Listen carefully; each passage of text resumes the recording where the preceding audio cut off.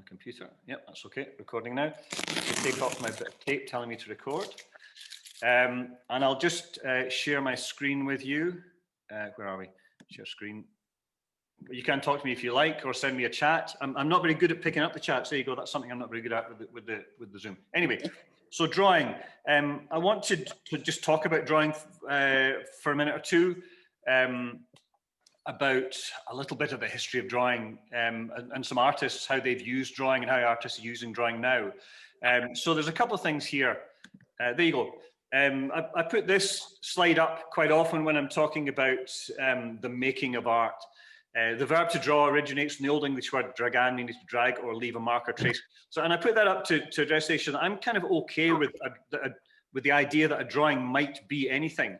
There are, you know, drawing is traditionally used as a way of showing a narrative. Okay, in a lot of the cultures we know, but I'm okay with a drawing. The drawing may be anything, any kind of odd abstract mark, and drawings are made up of some very simple ideas. Along the bottom there, you start with a dot becomes a line becomes a plane or a shape, and that can become a volume the more you add to it. So dot, line, plane, shape, volume, and then you add tone and color, and that's pretty much how you make a drawing. Those six ideas. But then there are all sorts of other kind of factors that we throw into it that help to give life or expression to what it is that drawing may be. So there's a simple introduction to drawing. And I want to go back and think about like last week when I talked about the flowers. I started off with an ancient cave drawing of a flower, and the same thing again, but for sort of different reasons. So on top left there's some of the bulls from Altamira, cave drawings in Spain, and on the right are handprints also from Altamira. And I've seen Altamira. I went there in 1977 when I was still at school, and saw it. And that was the year they closed it to the public because the drawings were deteriorating. All the people going into the caves and the humidity changes was causing mold on them, so they closed it. But I saw them. So the thing I'm kind of interested in is actually the hands on the right, for a couple of reasons. I find the idea of a handprint on the wall very, very, very engaging, a real connection with the person who's done the piece of work. You know, that sense that they not just did they make a mark, but they actually put their hand against the wall 40,000 years ago and left evidence of it being there. And that's one thing that I find really, really captivating about it. But just also how they made the mark. So the marks are made with earth pigments and probably blood as well, that sort of thing. But the way they did it was they would put their hand on the wall and they'd put the pigment in their mouth and blow it onto their hand. So the hand was a template. So there are a couple of things there. We do some from time to time projects in the room based on a guy looking at an artist called Kurt Jackson. And Kurt Jackson does a lot of spraying and splattering on his paintings. So we're using a technique that was used 40,000 years ago. And I find that very, not just interesting, but sort of empowering, that the idea that a simple way of working has transferred down all those years and we're still using it and finding meaning in it today. The other idea that there's a photograph there of a woman in India with a handprint beside her wall. So that idea of handprints has a cultural meaning now as it did then. I don't know what it meant when the people in Altamira put their hands on the wall. And I couldn't tell you what the Indian meaning is, but it still exists in many cultures, this idea of a handprint as having significance. So all those ideas transfer down through time. There's another interesting thing there. Picasso says, if only we could be in the position of those men who did those wonderful drawings in Lascaux and Altamira.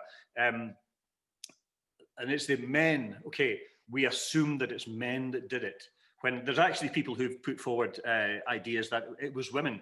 For instance, the handprints themselves, some people have measured the hands and suggested that they're women's hands. I don't know how they knew what this out. Anyway, and there's other people who've debunked that theory, but that's an interesting idea that we, or in the past, certainly recent past, we've assumed that they were men.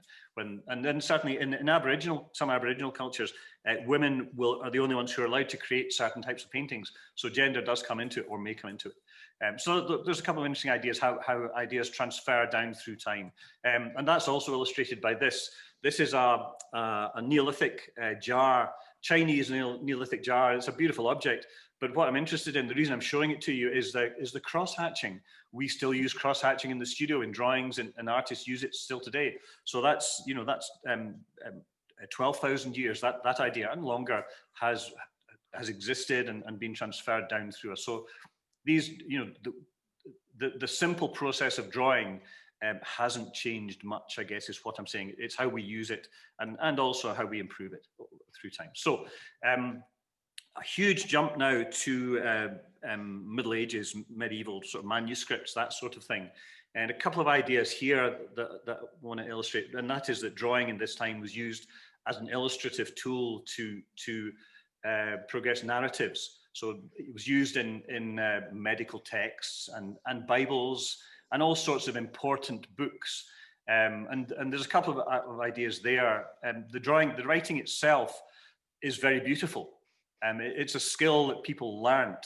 And that also connects with a part of the contemporary philosophy of art, if you like, is that writing is a kind of drawing. It's a kind of expression of who we are. We're all familiar with the idea of handwriting being autographic, expressing part of who we are. Our signature says something of us, not just the letters stuck together, but how we do it says something to us. And I was talking early on before we started to people about current political situation, and that idea of writing and of drawing and of communicating was very precious. The skills involved in doing it were very important, and the ability to communicate and to write down manuscripts and Bibles was very powerful. And that's why Columba, who moved to Iona, that happened because of the politics of copying the Bible, of the ability to communicate important ideas. You had to have permission to do that. So he did it, and it caused a war, and he was ashamed, and he left and moved to Iona and became a monk. So that idea of the power of communication causing problems is echoed in what we're talking about before the program. Twitter, equate Twitter with copying important documents, disseminating information, and how we respond to it. But that's a sort of side issue. So drawing used for narratives. And this is just another we look at some manuscripts. There's a couple of things that struck me kind of when I was looking at some manuscripts and the use of drawing as a way of illustrating ideas. Top left there's some rabbits. I don't know what manuscript this is from. I just kind of thought it was funny. Some rabbits there hunting a dog. Rabbit on the left with a hunting horn, and then with a bow and arrow shooting the dog. So turning the tables, a bit of irony in the middle-aged manuscript. We often don't give them credit for doing that sort of thing, but I guess irony existed in middle-aged manuscripts. And the guy hanging from a branch, hanging on for dear life, is a sort of comic thing. And the bottom in the middle there, the king with cross eyes, that comes from a book, Mirror of Phlebotomy and Practice of Surgery, by a guy called Arderns. It's a manuscript that exists in the Glasgow University Library, 14th century manuscript, and he was regarded as the father of English surgery. And there's whole lots of illustrations of medical practices in the book, but he uses sort of disembodied limbs to point at different bits of the text, and has all these. They're quite humorous, some of them macabre illustrations in the thing. So humor and irony existed back then in illustrative form, in graphic form. So another quick jump to other ideas we're familiar with. The image on the left there is Cimabue, who's a famous Italian artist, and the one on the right is Giotto. And I've put those up to illustrate the idea that artists of that time were very good at drawing, rendering form. Okay, so the Madonna's clothes, the drapery has form, it has shape. We were looking at that in the last lockdown, but the actual depth of the picture is incredibly shallow. The angels to either side of her are just stacked up one behind the other like bits of paper. The chair, the throne itself, what we recognize as perspective is not quite right. There's something wrong about it that they couldn't quite work out. The same in the Giotto picture on the right, the exorcism of the demons from Assisi. St. Francis and the monk are large and in the foreground, and they have form, and their clothes have form and shape and drapery, and the figures further back are smaller. So that's an idea I'll talk about later. So they understand about that sort of thing about distance, but the actual picture doesn't have depth. The planes of the buildings are lighter or darker to suggest shape, but the whole thing doesn't have depth. So they didn't understand how to make that happen. And that wasn't unique to Western European culture. That existed in all sorts of art. This is a 4th century AD Chinese painting where it exhibits the same characteristics. It has many different characteristics that we recognize as Oriental, and how they draw the figures and the mountains and things like that. But that sense of lack of depth is shared. And then along comes, during the Renaissance, in the 15th century, 14th, 15th century, along comes a guy called Brunelleschi, right? He was an engineer and an architect who built the famous Duomo in Florence. And he'd been working on ways of creating the illusion of depths to make his drawings and look more understandable. And he did a famous experiment. Well, he did lots of preparatory works and did a famous experiment where he stood at the door of the baptistry, which is that sort of angular building bottom left, and he did drawings, and he discovered that parallel lines converge on a single point. So that's what that drawing and the photograph with drawn lines on it is illustrating, how the VP means vanishing point. So that's where the lines converge. And on a building like that, there's 2 vanishing points because you're seeing both sides. If you're looking down the middle of something, there's 1 vanishing point, single point perspective. And the vanishing point happens at the observer's eye line, okay? And he discovered this. It's an idea that we're very familiar with now, but it was absolutely revolutionary when he set it down. And that drawing on the right is an illustration of what he did. He made a drawing of the baptistry, and he punched a hole in it to look through. And then he had a mirror, and he made the drawing according to these experiments that he'd made up, and he held it up, and then he would put the mirror in front of it and see if what he was looking at through the drawing matched what he was seeing in the mirror. And it did, and so he realized his theory was correct. Now, there's a guy called Alberti who came along and wrote a book called On Painting, where he wrote down all of Brunelleschi's ideas, because Brunelleschi did it for himself. And he wrote it down so all the artists of the age could suddenly grasp the information of how to make this linear perspective and create the illusion of 3-dimensional depth. And we started to get things like this. And this is Masaccio's Holy Trinity, Crucifixion, painting on a wall. And you see there from the drawing on the right that it's 1-point perspective. All the parallel lines in the image converge on 1 point, and that 1 point is the viewer's eye level.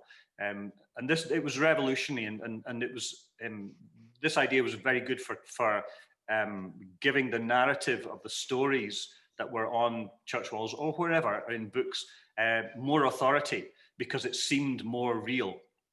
So it was taken up very, very quickly. This is Raphael's famous School of Athens, which has exactly the same thing going on. All of the parallel lines of the buildings, and on the floor you see the squares on the floor. They're all pointing at one area. What they're pointing at is usually what they want to be the focus. In this case, it's what's in the middle, which is Plato. On the left there with the beard. So that's and this is in the Vatican. It's in the papal apartments in the Vatican. So it was being used to give the narrative, illustrate the narrative that they're trying to talk about in a more realistic way, to make it seem more real and more powerful and have more weight. A couple of interesting things about this picture. It's an amazing picture. Plato is actually, all of the characters in the drama are based on real people, or most of them are, and they know who some of them are. So Plato is actually based on Leonardo. Raphael had been taught linear perspective by Leonardo, so he made him the central thing. And he made him the central thing because he was a really important figure, and they understood that he was a polymath, a great genius of his day, not just understanding. He was into engineering, geometry, physiology, and anatomy, history, architecture, art, all those sorts of things. So he was seen then as an important figure. So Raphael makes him the central figure of Plato. Raphael himself is in the group of figures just to the right, which is probably a bit too small to identify. But there's another one that they know about is the guy with his, or they think they know about, is the guy with his head in his hand at the front. There's a suggestion that that's Michelangelo in the drama. He's Heraclitus, and I looked up Heraclitus because I'd never heard of him before. And he's a philosopher who's had this idea of a cosmology based on fire. But all of the evidence of his work, the one book he wrote has disappeared. They don't have it, so it's difficult to tell you exactly what he believed. But I'm reading that. I'm wondering if Raphael, because there were three huge characters in the later Renaissance: Leonardo, Michelangelo, and Raphael. And Raphael and Michelangelo used to compete for commissions. And I'm wondering if Raphael is having a wee poke at Michelangelo there, saying that all your stuff is going to disappear. It's not that important, mate. But that's entirely my theory, without any evidence whatsoever. So the other thing that sort of appeared at this time was foreshortening, or that they mastered better, was foreshortening, which hadn't really appeared. You'll see if you look in medieval and pictures, people are either front on or across. They tend not to have to deal with the idea of foreshortening, which they hadn't worked out how to do. And Mantegna's Lamentation was a sort of the definitive expression of that idea. And with all these things, people would have been playing with the idea of trying to think out how to make it work. Before that, it doesn't just suddenly appear. People gradually come to the realization. But this is the one that's always kind of shown, we finally got foreshortening. There's a couple of problems with this image, and that's that the feet are too small and the head's too big. And that's for narrative reasons. If they made the feet the actual size they would have been, they would dominate the picture completely, and they wanted it to be something else when it's about the feature, the image, the identity of Jesus. So they make the head bigger and the feet smaller to complete the narrative. Leonardo, just one more thing, he was that's his Last Supper on the walls of the refectory of Santa Maria della Grazia, 1495. 95 it was made, which is still being restored. It was suffering terribly from the effects of time and the materials it was made with. So I think they're still restoring it, I'm not sure. But you see there the lines on the wall, how they point down to the focal point, to the eye level of the observer, the artist. The point from which the picture has been painted, if you like. And the grids on the roof as well, they do the same thing. They point at the vanishing, it's called the vanishing point. So the drawings down on the right there, the medical drawings that Leonardo made, which are still used by medical students today. They're such good illustrations of what they're talking about. And the beautiful flower illustration there, and this idea of foreshortening. So all these amazing ideas that were happening at the time that gathered incredible authority because of the impact they had, and they became a tool of tradition and a sort of definitive way of telling a narrative, and had this incredible weight. So they have a huge impact on us, and they tend to give authority to anything that they're included in, which is why we end up with stuff like that. People think that looks so real. The lampshade is just drawn in perfect perspective and the room is perfect. So it must be a really, really good picture. So this idea, it's taken on an air of authority, and it has a sort of tyranny of correctness. And it's a great tool, linear perspective, but it's not the only way of, one, showing depth, but two, giving a picture authority, and a picture having meaning, which is really at the source of it. So it has this, authority that can sometimes be out of place. And here we got another illustration of it. It becomes a tool of tradition. Portrait of the Earl of Carlisle by Reynolds, Joshua Reynolds on the left. And Obama's chair has perfect linear perspective. It has perfect illusion of space. So this idea is sort of taken on as a way of giving the narrative power and authority. It's not the only thing. I'm overstating the case to make my point, but that's part of what it becomes. And this idea of the linear perspective, as all ideas do in cultures, it becomes transferable.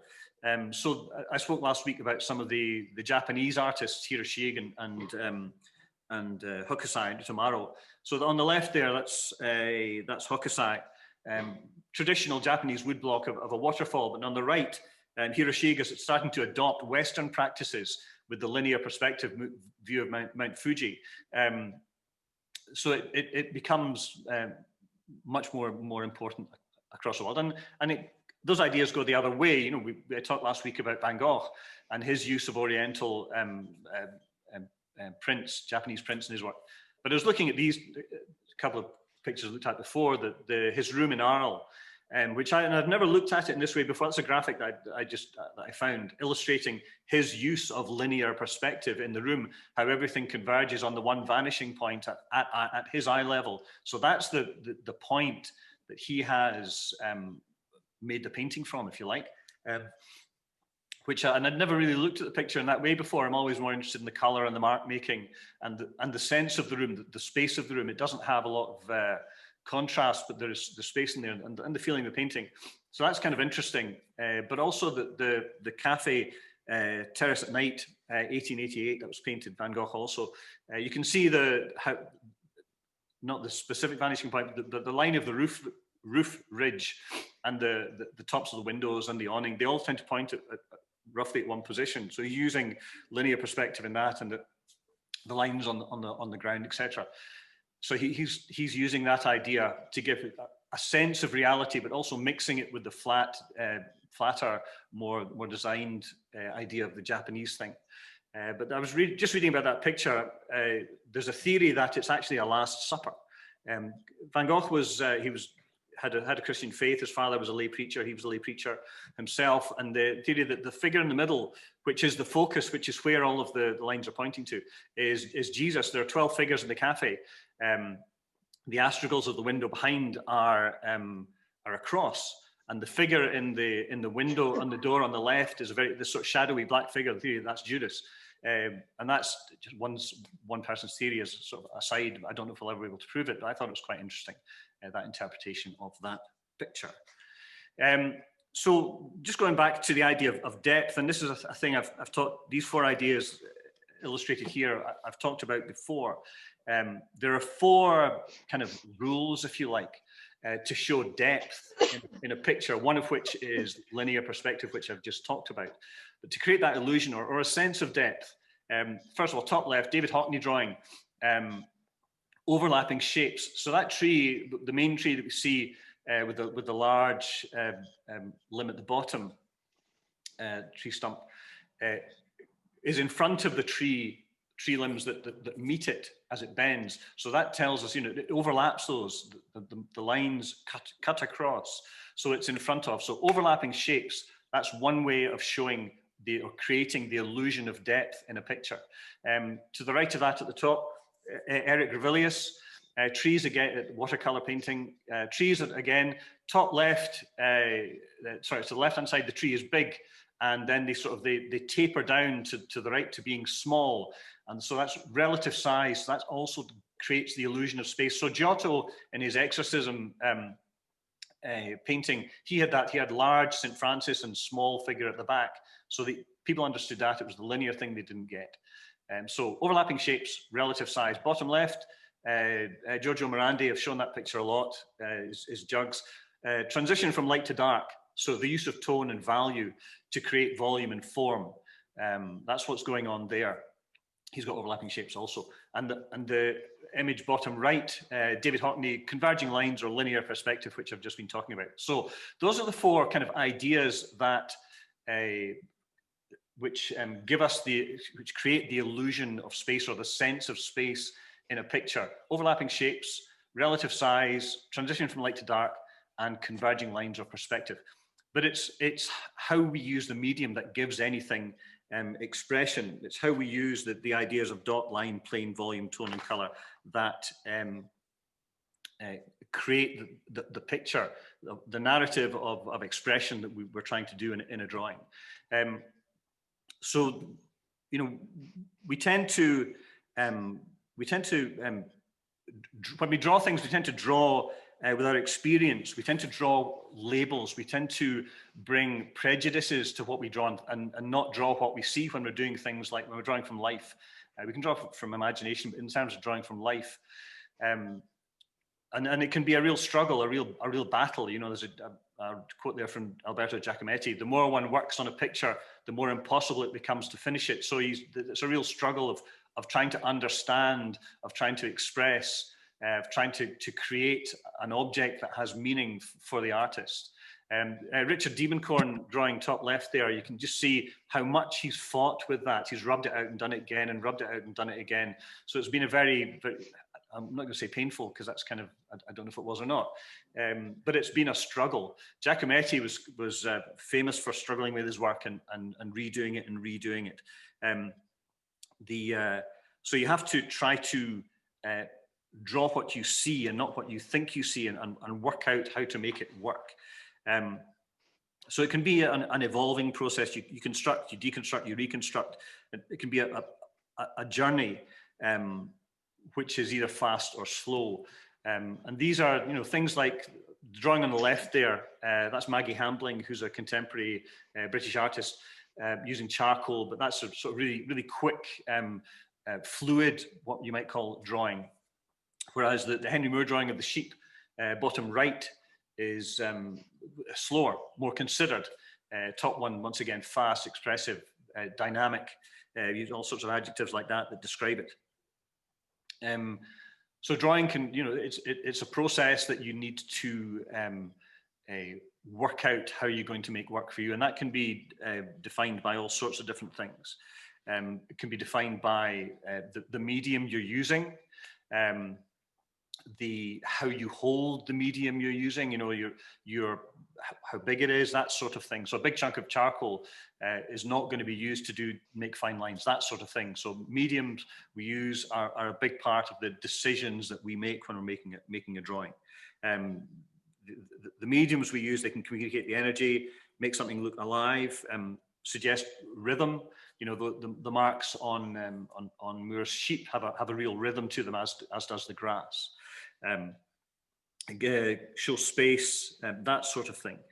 So making a drawing is a process full of decision making. Another big part of another aspect of drawing, which is really one of the most important parts of things, is using the use of lines. I spoke about lines earlier on in terms of handwriting, how it can be autographic. It's an expression of who we are, and that idea of expression is quite important in our reasons for making art and making drawings. Expressing something, one, of who we are, but about an idea or a thing. That's a Picasso etching, bottom right there, and it's called Fraunhofer at work on his unknown masterpiece. And it's kind of interesting for me for a couple of reasons.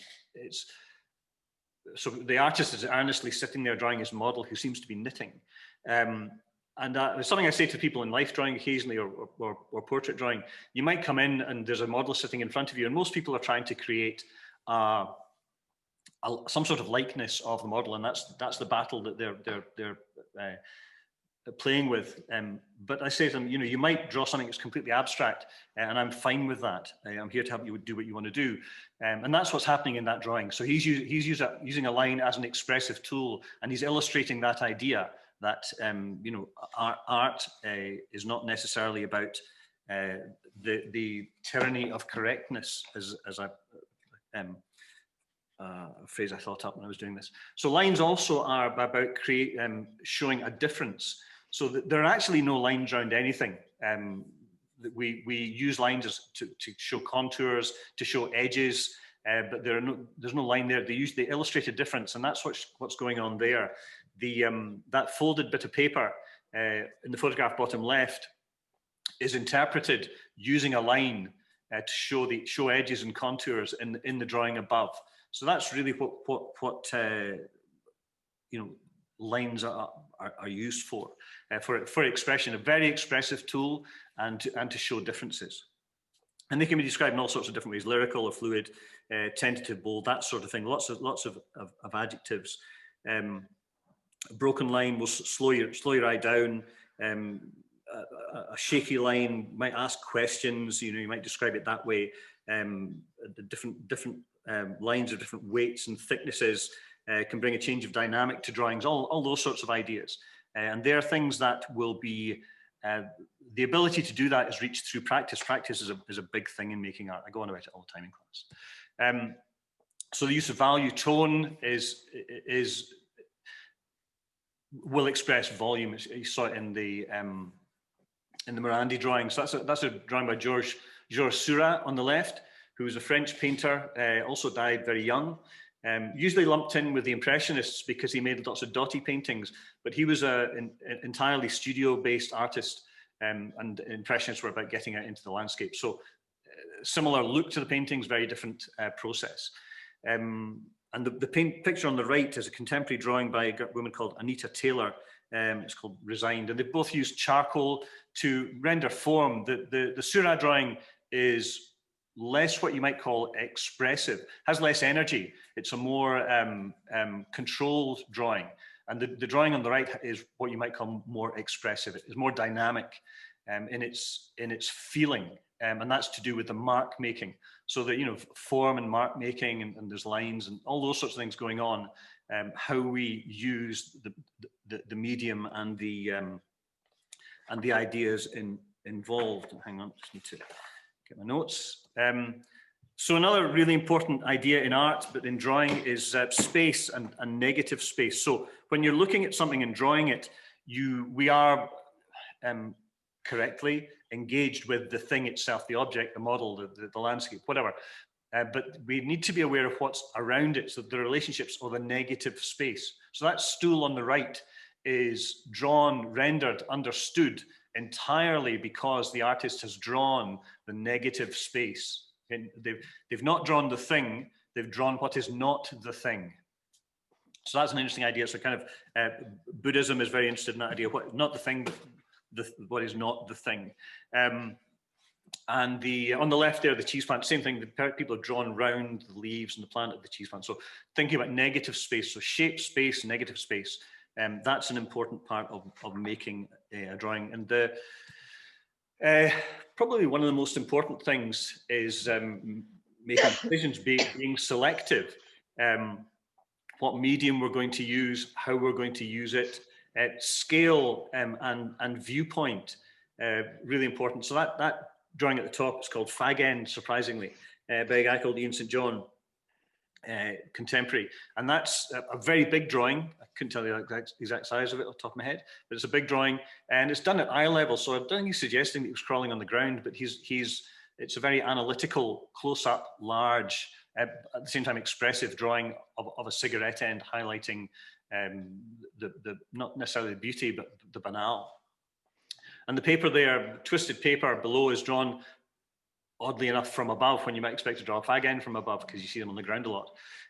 So that's a decision. People are making decisions about how they want to make something be understood or be seen. So decision making, big part of making drawings and making art.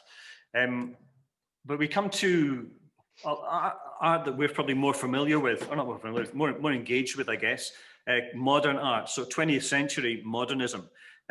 We're now fighting with the idea of postmodernism, and I'll sort of come to that. Modernism, one of the things about modernism was that people were sort of rejecting what I called the tyranny of correctness, that sort of way of having to, the necessity to interpret some things a certain way, a certain kind of truth being displayed through the authority of certain techniques. That's part of what modernism was. It's not all of that. And this is, so there's a couple of people I'm going to use to talk about that. Matisse, one, his famous quote, "Exactitude is not truth." In other words, he was looking for expressing the truth about something in other ways. He would do drawings of something, very often of a person, then he would put that drawing to the side and he would do a drawing from the drawing, and each time he would do it, he would simplify and try to get down to the core, the basis of what it was. Giacometti, who I've had the quote from before, he would say he was doing the same thing, but he was doing it in a very different way. so he did that sort of thing. Top right there, Matisse was very ill in his later life, well, pretty much all through his life, but he was confined to bed a lot in a wheelchair, and he drew that's him drawing in bed, with a big cane, which he didn't just do in that situation. You find illustrations of him doing it when he was perfectly able. So that was a common part of his practice. And the top left there, one of his the cutouts, famous paper cutouts, but he's drawing with scissors when he's doing that. So he's using the scissors to draw a line to make a shape, dot line shape or plane volume. So he's cutting a line to make a shape. The other thing he's using there, and I think back to the 4 ideas I mentioned about creating the illusion of depth. There are different lightness and darknesses of paper there. So if all those papers were even of different colors, but of the same value, the same lightness and darkness, it would be a very, very flat picture. You just have lines around the edges of where the different colors were. You see the different colors too. So the different lightness and darknesses, values of paper, creates a sense of depth and the variety in the surface of the picture. Which is what gives it part of its appeal. So exactitude is not necessarily truth, Matisse's famous quote. And the other great or huge figure of 20th century modernism, Picasso, who, as that drawing top left illustrates, was a master at creating, making something look like something, as I say. But he kind of rejected that idea, as we all know, later in life, and he moved into abstraction, which were it was the movement of his day. He might have done something else if he was around now. But he was a master. He was a brilliant draftsman, and able to move seamlessly between all sorts of ideas. His famous drawing of Stravinsky there, bottom right, beautiful drawing, which is actually drawn from photograph. So he wasn't shy about using photographs. I found a book once in a bookshop and it was a huge tome about 2 inches thick, and it was called Picasso's Work from Photographs, and that was in it. Bottom left there, a really nice series of drawings by Picasso of bulls, just illustrating his development through various styles, using the ideas I'm talking about: dot, line, plane, volume. So Matisse and Picasso kind of still using these ideas of how to create the illusion of depth, of a dynamic in their work, with those 4 ideas I was talking about. This is a sort of interesting one, and they're always, Picasso particularly was looking for new ways of what you might call expressing himself, of looking at life and investigating life in a similar way, not in a similar way, but using the same idea as Leonardo, if you like. The bottom in the middle there is a photograph by a guy called Jean Milly, Argentinian photographer, from 1949. And he took that photograph by sticking lights onto the skates of ice skaters. And they skated about, and he took photographs of them, long exposure photographs. And he showed them, he met Picasso, and he showed Picasso the photographs, and Picasso was really interested. So he did the same thing. He got a light, and I always assumed it was a torch, but it wasn't. It was a light bulb on the end of a flex. And he did these light drawings to see how he could expand the idea of what a drawing was, and nothing more than that, playing with the camera, playing with lines, playing with the idea of what art was, expanding the idea of how we see and how we interpret the world. Really nice images. Moving on to a guy called Alexander Calder, who I really like. Calder was an American artist who spent a lot of time in Europe. He had a studio above Picasso at one time. Picasso used to come up. He said Picasso would come up to his studio when he didn't have any ideas. He came up to steal ideas. But Calder made a couple of bodies of work, if you like, that he's usually recognized for. One, which is not there, is the idea of mobiles. So he was a sculptor, and these are his drawings, and he created what we would now recognize as mobiles, those things that hang from the ceiling or from outside, bits of metal with things hanging off them that balance but that move around. And he was making things like that in his studio way back. And a guy called Marcel Duchamp, who was a French conceptualist of the time, walked in and looked at them and said, oh, ça c'est mobile, that's mobile, and that's where the name came from. So Calder started those things, but what he's perhaps more famous for that, but what I recognize him for is the circus. He made a really famous wire circus. He made lots of wire heads too. And his drawings for the wire circus are absolutely fantastic. That drawing at the top there of the two acrobats jumping to each other is a line drawing. But he draws the line as though he's bending the wire. So he's drawing the line. He's thinking in 3 dimensions when he's drawing in 2, and he's drawing with a line. It's quite a humorous and very engaging drawing. But when you stop and look at it really hard, it's a wonderful thing in the way that it expresses space with a line. And at the bottom there, his strongman with all the people. The drawing on the left, the preparation drawing for the sculpture on the right, and it's the same thing there, although not so easily seen. He's drawing it in the way that he's going to bend the metal, and it's a really nice kind of humorous, light-hearted, really lovely object and drawing. But he's using drawing as a preparatory tool, also to a way of gaining understanding in preparation for something else he's going to do, which is an important idea that's worth hanging on to. Now, this is a guy called Charles Avery. Charles Avery is a Scottish artist, contemporary. He's from Oban. His mother was an artist, and he took up art.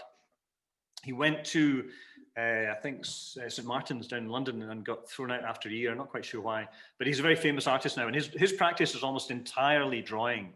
And what he's well known for, famous for, is he's invented an island, okay? And on this island lives a community, and all of his drawings are about illustrations or interpretations, or whatever you might call it, of this community and what people do, what people are like. And you're reading a bit about him. It's really interesting. When he's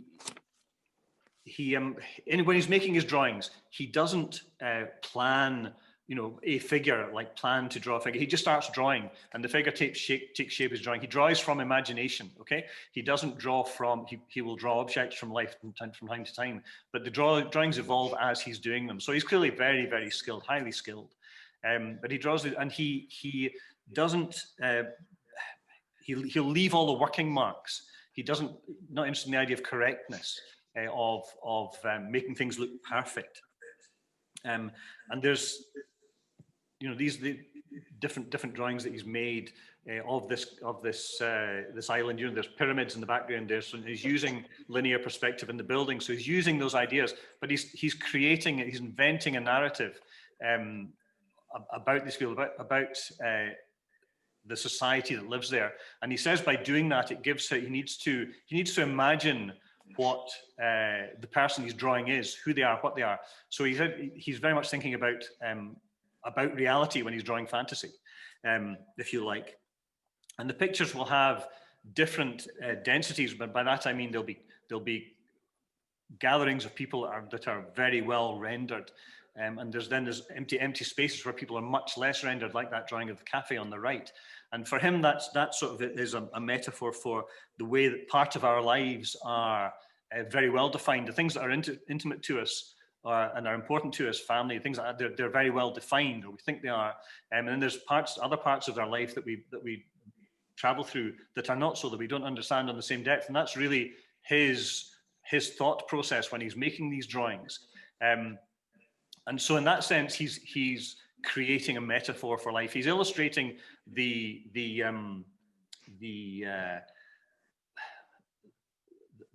patterns of life, the interest, the variety of life, what people are like. It's a sort of documentary, but it's a completely invented documentary. And there's a clue to that sort of illustrated. On the one on the right, it says "Ceci n'est pas un bar." And that's he's playing with Magritte's idea, that the pipe painting there. René Magritte was the famous Belgian surrealist who painted the men in bowler hats with apples in front of their faces. And he painted that picture of the pipe, and the picture of the pipe says, "Ceci n'est pas un pipe." This is not a pipe. When it's a picture of it, so he's addressing the idea that the picture is not the thing; it's the idea of the thing, and that's exactly what Charles Avery is playing with his sort of metaphor for documentary, if you like. So he's playing with the idea of how we see ourselves, which is similar to what all narrative pictures do. And this Jan Bruegel the Elder here, Peasants in the Field, and doing the same thing. It's a narrative about life. It's probably a made-up narrative also. It is, we would take it as being real, if you like. Interestingly, when I was looking at this picture, the figure on the left with the basket on their head appears to have no head. Their head's a turnip or something, which I hadn't noticed before. But he's also, interestingly, looking at this, Bruegel is conscious of the idea of making art, of what a picture is. Because if you look at the bottom, there's a line where the field ends, but the sickle, the scythe, extends beyond that into the space beyond the picture, and the foot also. So Charles Avery and Bruegel doing this very similar thing across time. Joan Airdley, yet again, documentary idea, but in a more expressive way than Bruegel, perhaps, although Bruegel's drawings are very expressive, using pastel, mark making, we talked about before, based on the medium, using soft, large pieces of drawing material, soft pastels, to create these very evocative pictures of kids in the East End of Glasgow, town ahead, in the 50s and 60s. And I used them once with the portfolio group years ago, and one of the people in the portfolio was using them, and she gave me back the drawing and said, "I can't use this, it's too sad." And they have a real melancholy to them. And they were drawn, she drew often a family called the Sampson family, where they had 11 kids, I think, and she would do these drawings of the kids, and the ones that she didn't like, thought didn't work, she would give to the kids, and they'd take them home, and art meant absolutely nothing to the Sampson family. And they would use the drawings to light the fire with and as toilet paper. But in the interview I saw with them recently, they knew now what they'd been burning. She also owned a house up in Catterline, northeast coast, and she did all these beautiful landscapes up there, documenting the narrative of living up in Catterline. Now, thinking about perspective again, it's a kind of interesting idea of how we see and interpret and understand the world that we're in, and our imagination allows us to see. This is a guy called Chuck Close. Chuck Close, an American artist. He's contemporary, rather like Matisse. He's confined to a wheelchair now.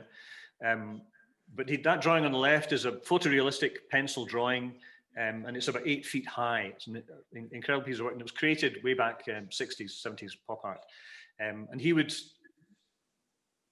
work from these photographs, the photograph on the right, he'd square the photograph up, and each area he would transfer across, because when you're working that close to something that big, you can't really see how the relationships work. So squaring up is a way of understanding those relationships. And that's interesting in itself, but it's really the next slide that I find most interesting, and that's his contemporary work, these sorts of things. So he's taken that idea, and rather than using the square as a way of understanding the square next to it, the squares have become a world within themselves. So each square has its own perspective. Each square is a self-contained thing, and he responds just to that square.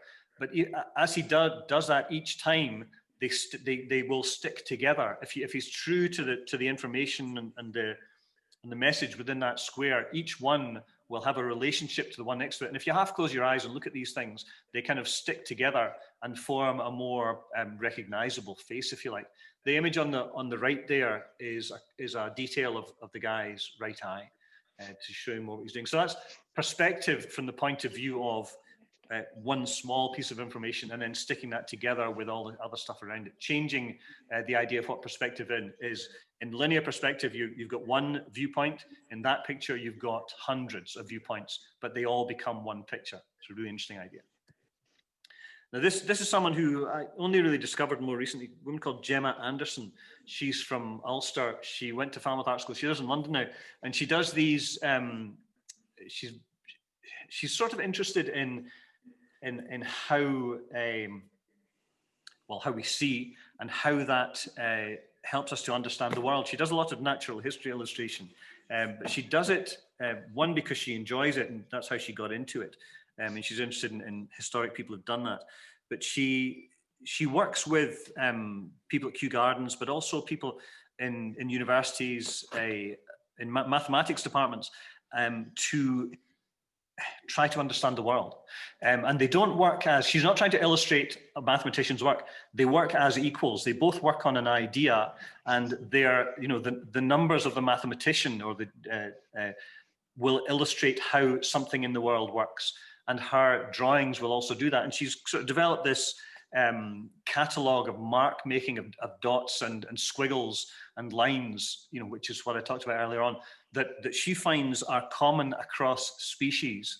So she's interested in this in the connection between things, which really is what Leonardo was looking at way back in the Renaissance. Different. She's not Leonardo. I'm not trying to suggest that, but she is interested in cross-fertilization of ideas. She works with the Imperial College in London, mathematics department, and Natural History Museum, that sort of thing. And she's interested in cross-kingdom resemblances between animal, vegetable, and mineral, and the symmetries that she finds within those. So this is her working, in this case, working through a microscope. She doesn't always do that. Drawing onto an etching plate, she does a lot of printmaking, drawing a dragonfly there in the middle. And she has, as I say, she's developing this vocabulary of dots and squiggles and marks that she finds work across species. So very, very interesting person who I'm going to look at more.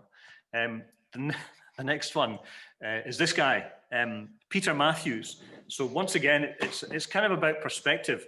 That's how he makes his art. He nails a piece of wood nails a piece of paper to a bit of wood, puts on his wetsuit and his flippers, swims out into the sea and draws. And he'll spend, these drawings are called like 9 hours in the Atlantic Ocean, something, and he gives a date to it, and that's what it's called. And that's his process of making art. So it's about very much about the relationship. And Gemma Anderson is also about the process, the moment of drawing and the kind of understanding that creates. And that's about not bringing expectation, she would say. And his drawings are sort of similar. He is not, I'm not trying to suggest he's doing the same thing as her. His is very much about the experience of being there and responding to that, not about creating the illusion of three-dimensional space. It's more about the experience. And that's the kind of thing that he generates. And there's little bits of writing, he writes on them. And sometimes if it's stormy weather, the bit of paper will rip off the drawing board and disappear down to the bottom of the ocean. But for him, that's a part of it. It's about a lifestyle as much as anything, I guess. So his drawings are about a lifestyle. And there's sort of details. You see little things like top left there. It says, keeping pen on paper for 1 hour. And he actually gives you the time he's done it. And that squiggle there, I think, is what he's doing. Top right there, he writes wet. Well, isn't that just stating the blindingly obvious? And bottom left is him, in his environment. I love those drawings, and I don't expect everyone else does, but I find them really powerful. And I guess more so because I understand his process. I wouldn't perhaps think that if I didn't know that's how he made them. So his name's Peter Matthews. This is really, really interesting. You might be familiar with this person's work, but you might not have seen it. It's a guy called Stephen Wiltshire. He is a contemporary artist. He is right out there on the spectrum. And he, when he was younger, when he was a child, they understood that he was autistic, and he didn't speak. He never said anything, but he drew constantly. It was his one thing. And so in order to get him to speak, they took away his pencils and his paper. So he had to ask for them back, and his first words were pencil and paper. But he draws these, and he goes around the world. He's a big international artist now, and he goes around the world and he draws these big urban landscapes. And what he does is he flies over the city once in a helicopter, and all of what he sees is committed to memory. And he goes away and does these drawings entirely from memory, no photographs used at all. and you look at them and you look at the detail of them, and they're accurate in their detail. You know, that's Manhattan there. If you look at Battery Park at the bottom, and you're familiar with Battery Park, you'll recognize that that's what it's like. So there are incredible pieces of work created by Stephen Wiltshire. And the last slide is just a picture of David Hockney. So after all of that kind of scratching the surface of sort of philosophy, what really draws us into art is how we see our environment. And I talked about with Charles Avery and Bruegel and all these people, and Leonardo and all these things, but addressed in its simplest form, it's about looking at the world around us and drawing. These are David Hockney sketchbooks of Yorkshire. Really nice pieces of work. Keeping a sketchbook's a lovely idea to improve our ability to look and to see and to respond to what we're seeing in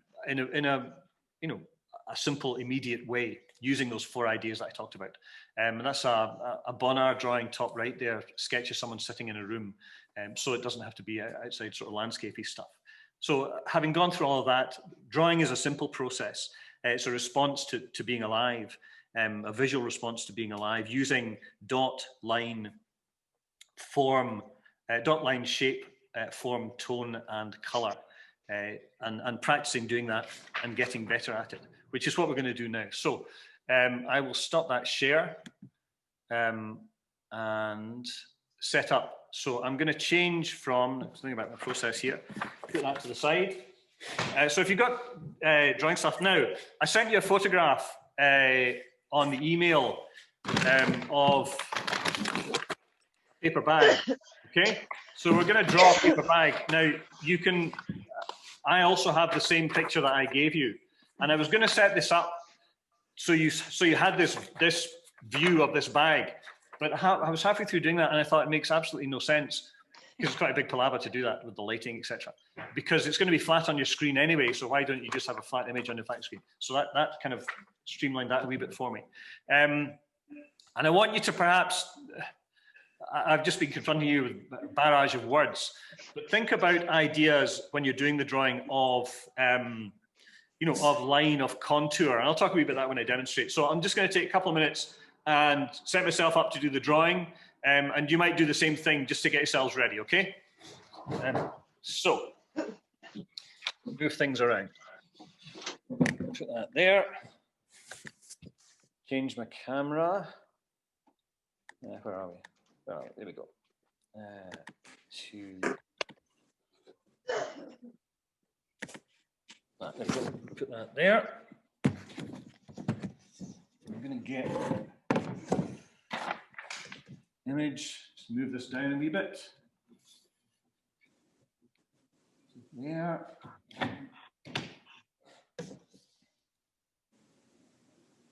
Now it needs to go up a bit. Sorry, folks, hang on.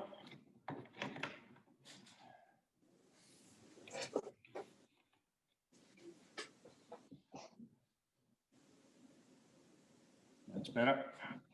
Okay, so we're going to look at the paper bag.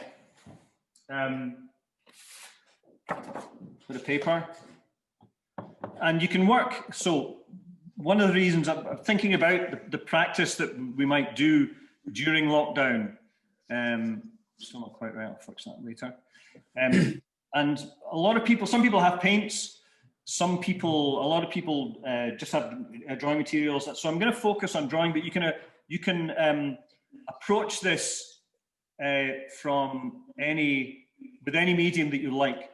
You can start off drawing, going to painting. You can work with watercolor, anything you want, any response you like. I'm going to demonstrate a couple of drawing techniques or ways of looking at what you've got, and then you make of it what you will. So I'm starting off with pencil. I use these graphite sticks quite a lot. I find they give a really nice line.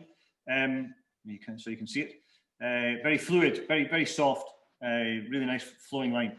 So when you look at this, think about ideas that I talked about. So overlapping shapes, well, this line here cuts across this, that's blindingly obvious. But things like contour, so there's edges, okay? There's an edge to it, but there are lines within, there are contour lines within, there are shapes within this. So you might choose to you know, render these ideas in a linear way, okay? You might choose to do it in, you know, when I start off a drawing, I'll feel for where things are. So very often I'll do this, what I've done there, and that's draw a line round the area I'm going to draw within. I find that helpful, particularly since my photograph has an edge. And I will start off a drawing and I'll rub that line out so it doesn't confuse you. I'll feel for where things are. Just make kind of tentative marks.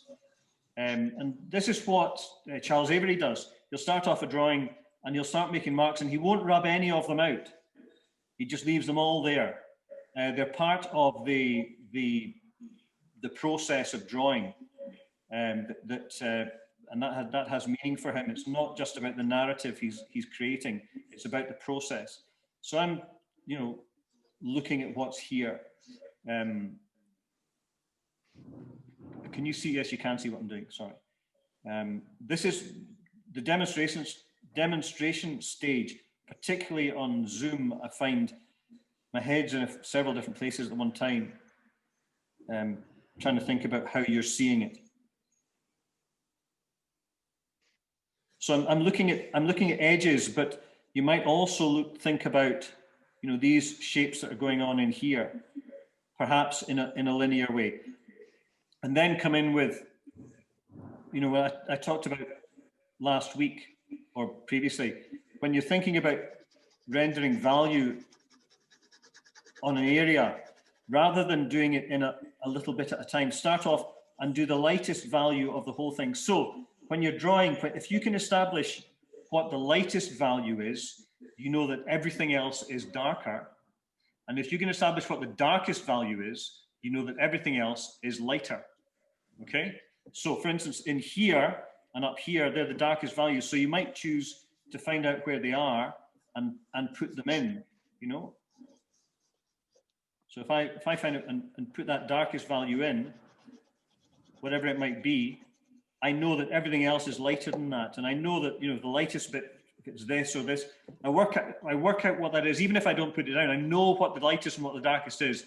Then I know that everything else is either lighter or darker than that. So that's one way of thinking about your drawing. You think about it in a contour way. So when I do this sort of reaching about to start off with, I'll work out where things are. Then I'll come back later and do what I call make more definitive marks, okay? I might look in here, you know, for these other areas, contours, and I'm trying not to worry about how tidy my drawing is. Just leave, show, you know, I remember at school in the maths department, I did take maths for a while, you'd be told to show your working. Well, that in a sense is what I'm talking about. Show your working. Just leave it all in there. Don't worry about the perfection of what it is you're doing, and by doing that, you'll probably come up with some discoveries you didn't think were there. Okay, so pencil drawing, doing that now. You know, I'll just work a wee bit more on that.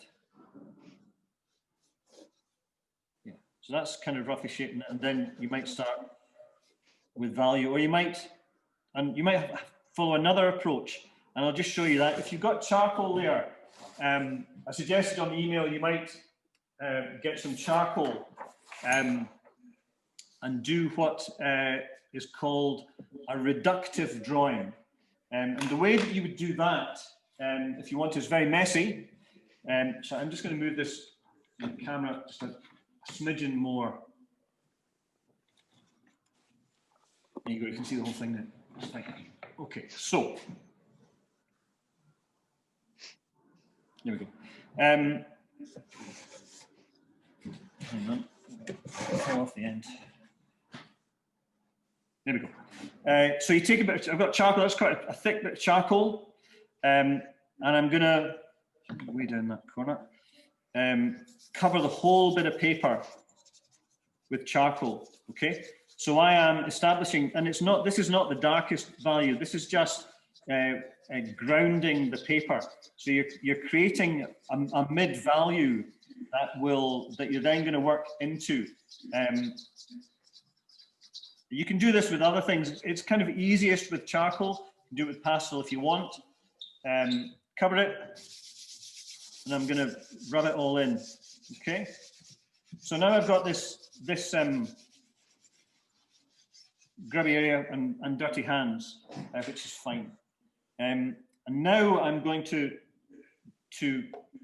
draw into that, so I can start to, you know, in the same way, sort of cast about and think about where my bag might be.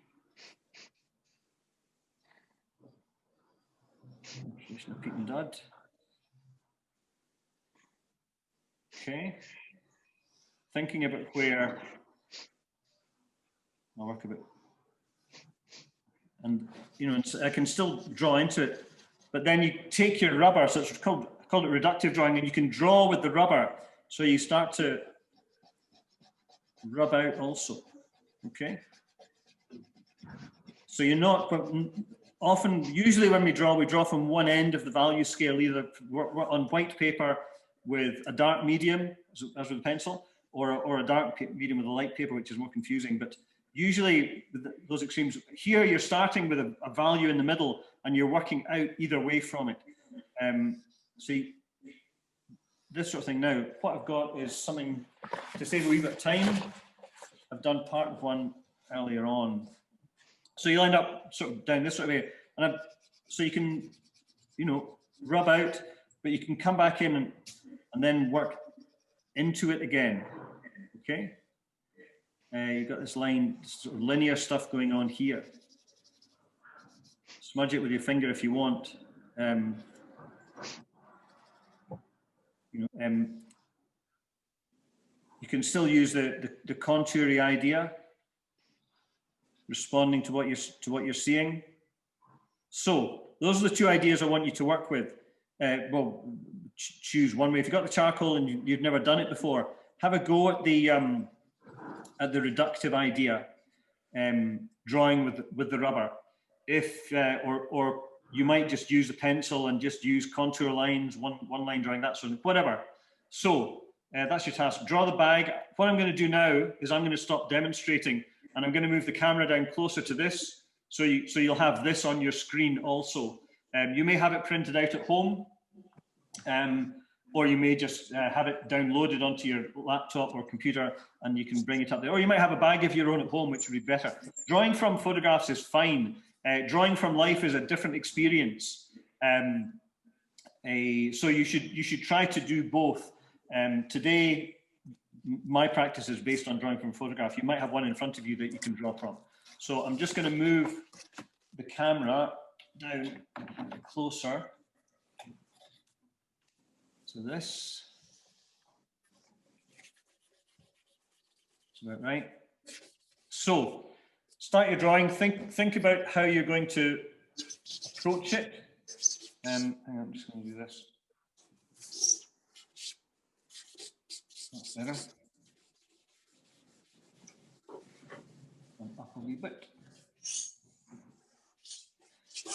You create a drawing based on the paper bag. Dot line, plain, tone. Dot line, plain, volume, tone, color. That's it. Everyone okay with that? Yep. Understand the task? Yep. Good. Yeah. You're all very good. You're all muted. Oh. I have one group where nobody mutes and you can hear every single background noise, and you don't necessarily want to do that. I'm not muted. Ah, you're okay, Liz. You don't have to be muted. Oh, right. Okay. Some people put the radio on, and it's really annoying for everyone else. True. So everyone okay with it? Yep. Yeah. Yes. Good show. Fire ahead. I'm going to make a cup of tea and for my voice, because I've been talking a long time. I'm sure you need it.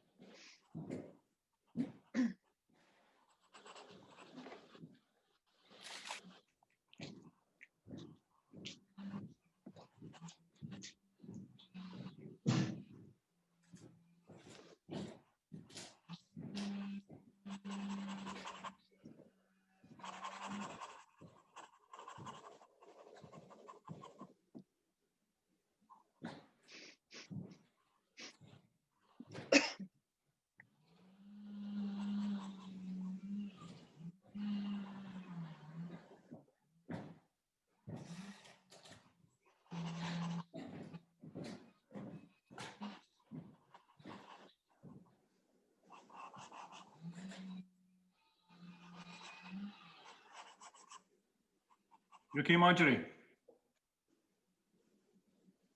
I can't hear you. You need to turn your microphone on.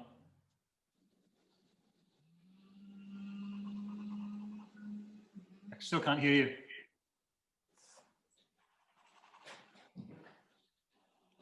Hi, right. I've just got everybody along the bottom. You Okay, are you on an iPad? view of the picture. Are you on an I can't iPad? think- I'm on the laptop. You're on the laptop. Okay, go to the menu. If you look at your image, if you take your cursor up to the top right of your screen, Thanks.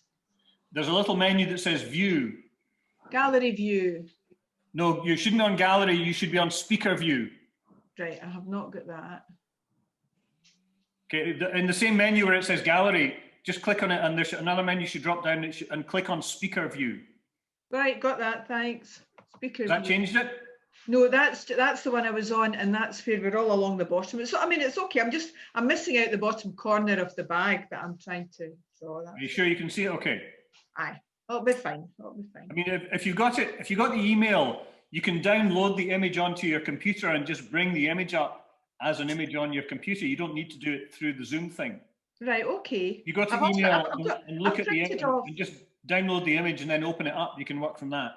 I printed off a copy of it as well. It's quite good when it is on the screen as well. That's Okay, all. fine, fair enough. No bother, thank you. You're okay.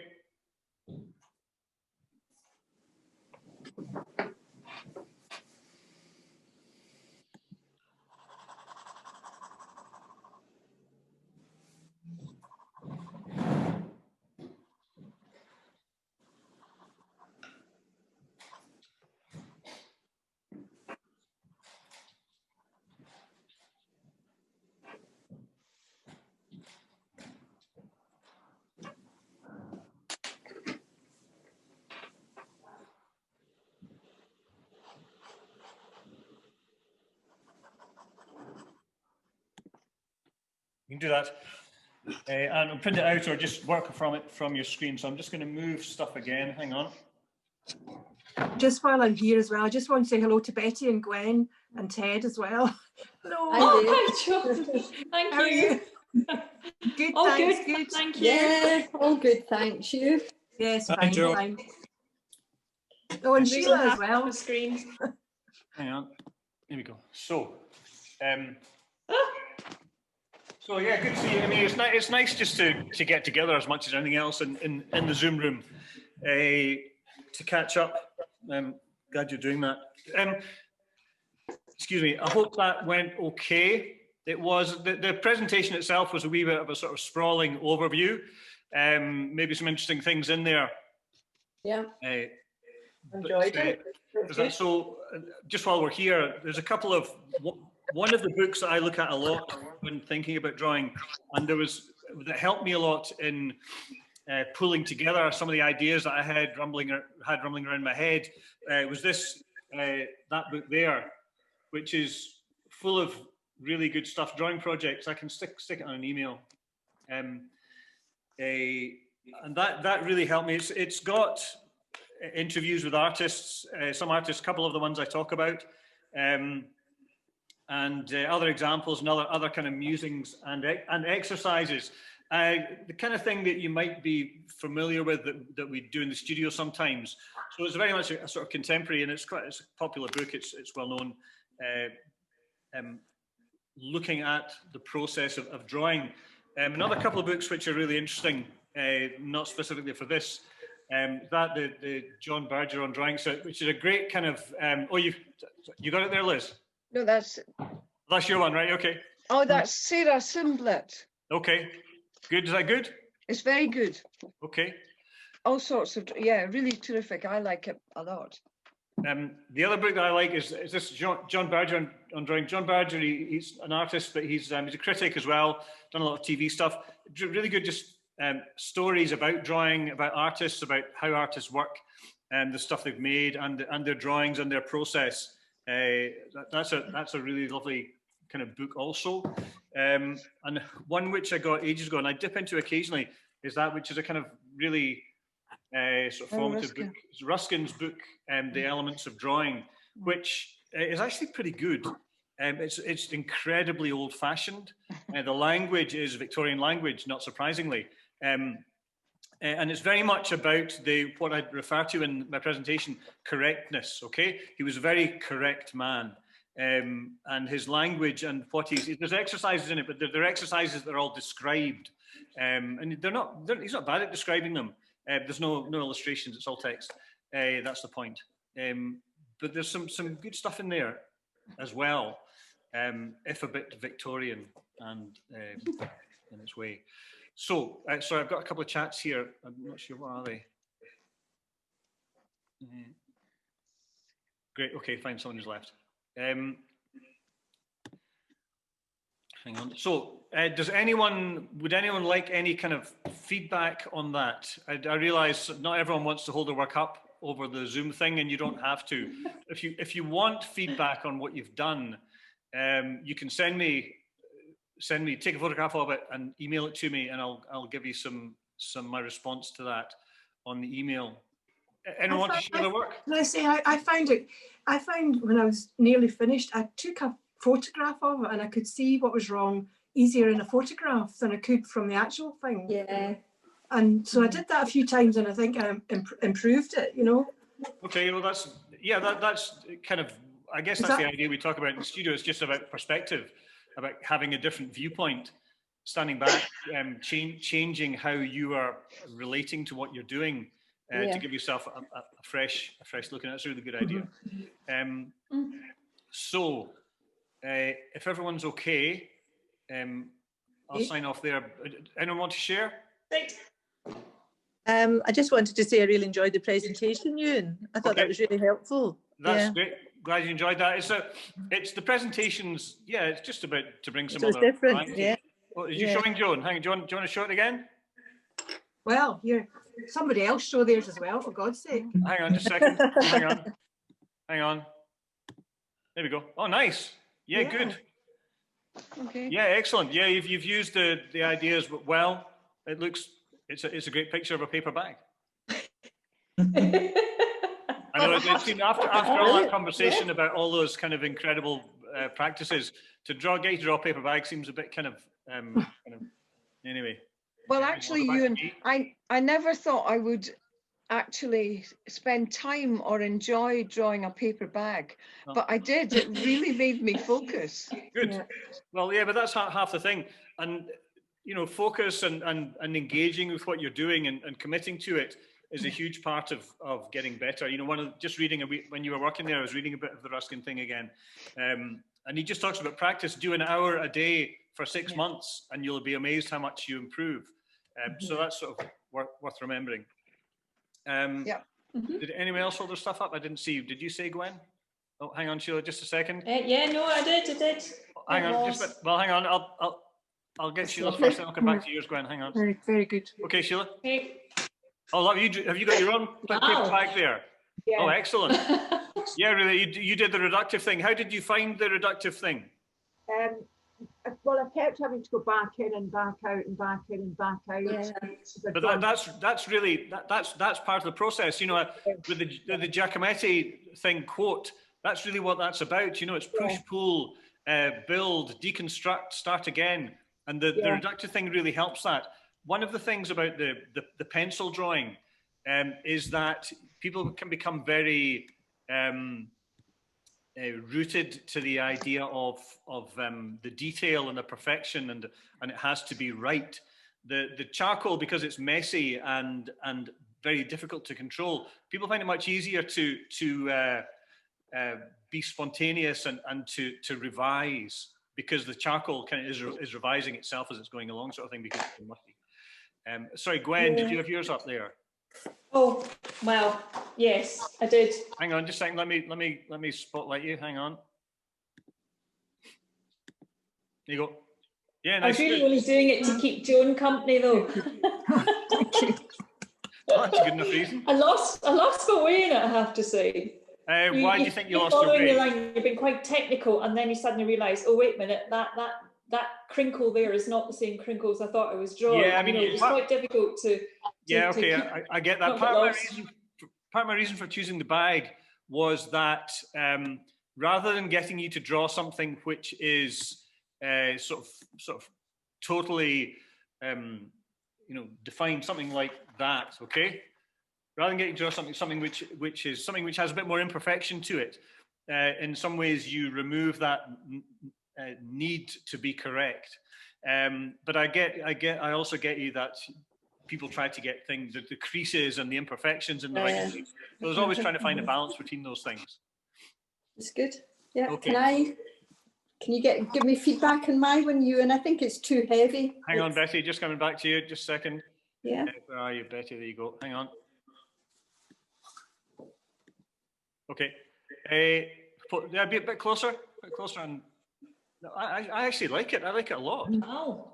I think it's got great breadth. It's a really nice drawing. I think that one of the issues.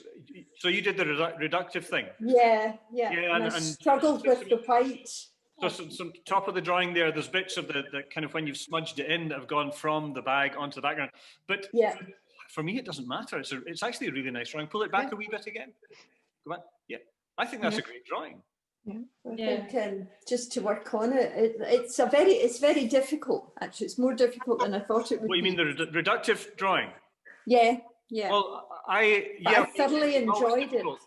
As I say, if it was easy, everyone would do it.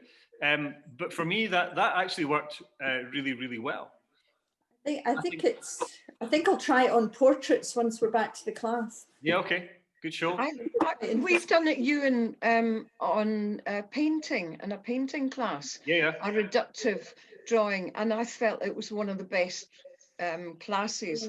I found it really interesting and satisfying. I really like it because it takes away that thing that I talk about in class, the expectation. Yep. When you've got a pencil or something and you think you know what's going to come off the end of it, and you tend to draw to that expectation. And if you do something where you just create a big mess on the bit of paper and then start pulling and pushing and messing about, it's a much more you remove the expectation and you look more and you respond to what's happening much more in a much more immediate way. So I think that's one of the reasons it works. Yeah. And some people's brains are wired so that they work better with the reductive thing as well. Good. Anyone else? Some people are gradually dropping out. Okay. Okay, thanks very much, Ewan. Yes. That was lovely. Thank you. Hopefully I'll be able to see you next week. Yeah. Thanks. Bye. See you later. Bye-bye. Bye all. Bye everyone. Bye. Bye.